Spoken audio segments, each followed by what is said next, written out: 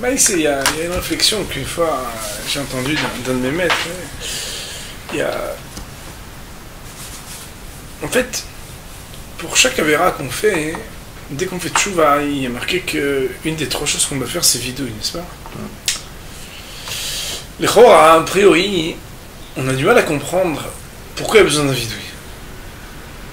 Arrête, voilà que la tchouva elle est là pour corriger. Les dernières, j'étais enfant, je fais un cours à des enfants, et puis je faisais exprès de mélanger la faute et la réparation. Je parlais de quelqu'un qui volait des bonbons à un monsieur dans la synagogue, et qui après, il étudiait mieux les Chot Shabbat pour faire le kapara. Et que celui qui faisait Bitul Torah, il offrait des bonbons à la synagogue pour réparer. Et donc je faisais exprès pour dire, voilà, il a fait tchouva. Et en réalité, on a bien compris que la tchouva, elle est par rapport à ce que tu as fait, que tu répares ce que tu as fait, le maïs. Au point que Raphaël Vologine avait dit que pour les diborim qui ne sont pas des diborim comme il faut, des paroles qui ne sont pas à leur place, le tikkun, c'est les mots de Torah.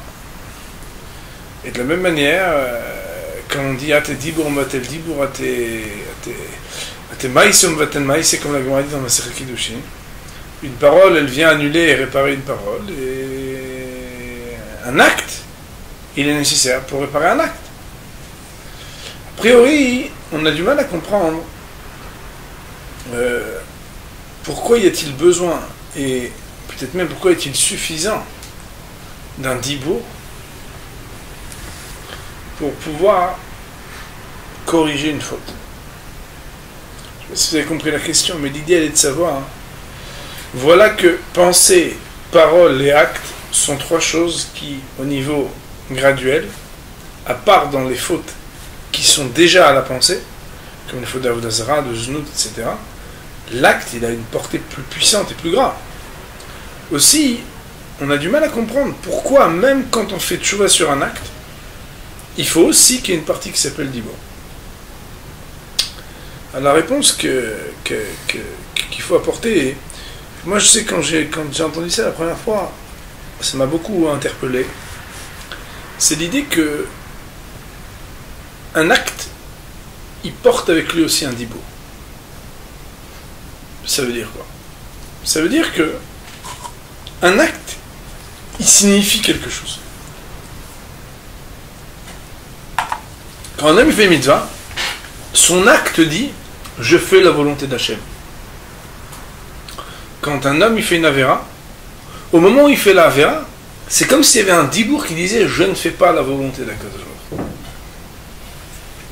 C'est pourquoi, même si au niveau de l'acte tu corriges, mais on sait bien qu'il y a des actes qui disent rien. Un homme qui est dans un cas de force majeure, ou qui fait une faute par inadvertance, lui son acte, ben, il le corrige, c'est vrai, on fait, même sur du shogeg, on corrige. Le Korban Khatat, il est sur du shogeg. Il n'en reste pas moins qu'il va falloir aussi qu'il dise quelque chose. Ça veut dire quoi? Ça veut dire qu'il y a toujours un dibour grand ou moins grand, fort ou moins fort, de rébellion ou uniquement de faille, qui accompagne un masse. Ce dibour-là, il doit être corrigé par ce qu'on appelle le vidou. C'est pour ça, Béhémet, que dans chaque avéra qui est faite, il y a un kilkoul qui est sur le plan de la pensée, qui est sur le plan de l'action, mais aussi sur le plan du dibour. Et le vidou, justement, il s'insère sur ce que notre acte, il avait dit quelque chose. C'est une petite réflexion.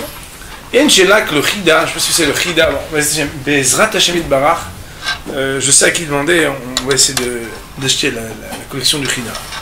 Parce que, bon, il y a des Sfarim, j'attendais qu'ils ressortent une nouvelle édition, et bon, ça fait déjà 15 ans qu'ils ne sortent pas.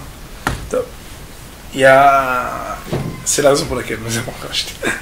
Il y a un livre du chida où il a écrit sur les 4 Shabbatot spéciaux. Shabbat Shuvah, Shabbat Agadol,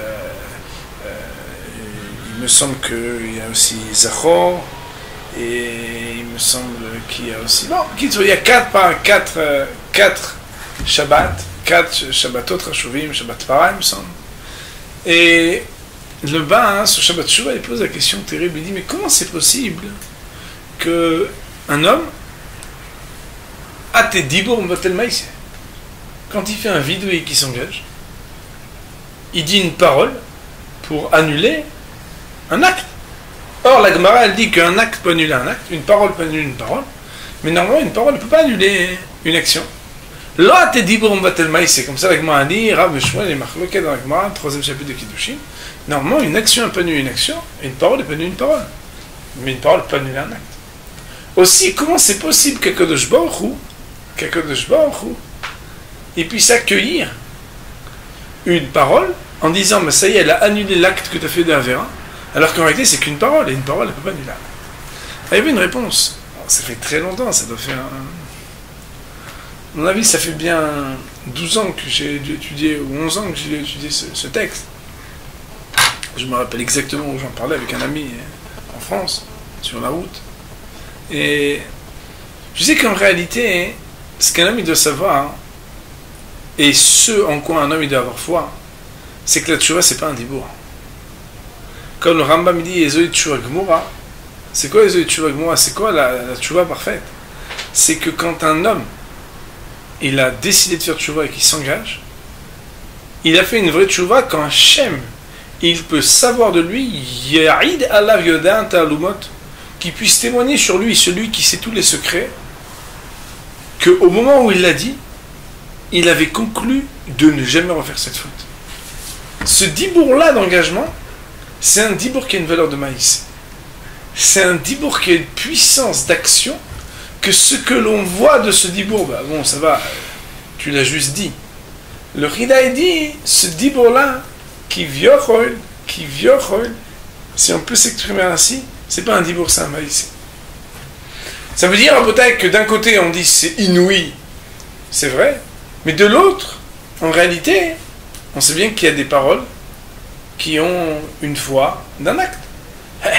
Moi, on m'a fait savoir, je ne connaissais pas ce marché-là, mais dans le marché des diamants et des diamantaires, les gens, une parole, c'est une parole. Et là, ça va être 4 cap, ils vont se donner la main. Chacun, il a des codes.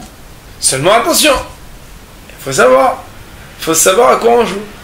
Si tu joues aux images et tu viens et tu as une parole alors que la personne qui est en face, c'est un diamantaire, il faut se mettre au niveau. Ça veut dire qu'en réalité, d'un côté, on accueille Béhémet avec beaucoup de cœur et on est très heureux, beaucoup de bonheur de savoir qu'une parole, elle peut être accueillie comme un maïsé. Mais Rabotai, en vraie vérité, ce qui doit nous faire le plus réfléchir, c'est qu'elle est accueillie comme un maïsé parce qu'elle doit avoir la puissance d'un maïsé. C'est-à-dire que quand on dit un vidouille, c'est pas seulement un vidouille. Un vidouille, c'est quelque chose de profond, quelque chose de terrible. D'ailleurs, vous savez bien, il y a des vidouïms qui sont de plus en plus explicites, ou plus ou moins explicites. Sur des chayodom, d'autres, où là-bas, on va dans les moindres détails. Ça veut dire qu'en réalité, on essaie de rentrer profondément dans ce qu'étaient les raisons de la faute, pour que notre parole, elle soit à juste titre une parole engageante, que Béhémet, elle soit accueillie à sa juste proportion, parce qu'elle est Béhémet comme un maïs. Ça, c'est un petit mot pour expliquer pourquoi il y a toujours un vidouille pour chaque avérin, et comment un vidouille, il peut avoir une valeur, alors que quelque part, c'est une parole. On aurait pu dire parole, qu'est-ce que c'est que ça? Qu'est-ce que tu fais? Tu parles et c'est tout? Non, on ne parle pas. On est en train de défaire et de refaire et de s'engager d'une manière tellement décisive qu'au moment même où c'est dit, alors c'est accueilli à la portée de ce qui est dit. Ah, donc une petite réflexion sur le